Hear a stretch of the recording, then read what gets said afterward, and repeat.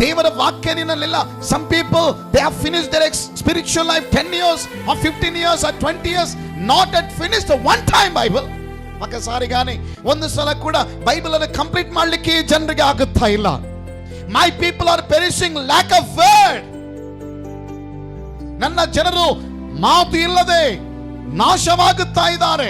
Many Christian families, they are dwelling under poverty. They are living under poverty because they are not following the statistics of God and even the principles of God. ದೇವರ ನಿಯಮಗಳನ್ನು ಹಿಂಬಾಲಿಸುತ್ತಾ ಇಲ್ಲ, ದೇವರ ವಿಧಿ ವಿಧಾನಗಳನ್ನು ಹಿಂಬಾಲಿಸುತ್ತಾ ಇಲ್ಲ. ఆమేన్. వాక్యం నిలో ఉంది, వాక్యం చదువుకుంటున్నామా? వాక్యం మనలో ఉంటే స్పిరిచువల్ కంప్లీట్నెస్ విల్ కమ్. ఆమేన్. ಈ ವಾಕ್ಯ అనేది మన ಲೈಫ್ లో లేకపోతే, ಈ ವಾಕ್ಯ ನಮ್ಮ ಜೀವಿತದಲ್ಲಿ ಇಲ್ಲ ಅಂದ್ರೆ ಸುಮ್ಮನೆ ಬರುವ ಬಿರುಗಾಳಿಗೆ ಬಿದ್ದೋಗ್ತಾ ಇರ್ತೀವಿ ನಾವು.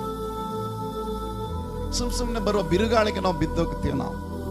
If you don't have word my brother, you can stand in the world. ಈ ಲೋಕದಲ್ಲಿ ನೀನು ನಿಂತುಕೊಳ್ಳಿಕ್ಕೆ ನಿನಗೆ ಆಗಲ್ಲ. So try to read Bible more. ಎಷ್ಟು ಬಿಸಿ ಇದ್ರೂ ಕೂಡ ಗಿವ್ ಪ್ಲೇಸ್ ಟು ಬೈಬಲ್. ಬೈಬಲ್ಗೆ ನೀನು ಸ್ಥಾನ ಕೊಡಬೇಕೆಂಬುದಾಗಿ ಕರ್ತನಲ್ಲಿ ನಾನು ನಿಮ್ಮನ್ನು ಬೇಡುತ್ತಾ ಇದ್ದೇನೆ.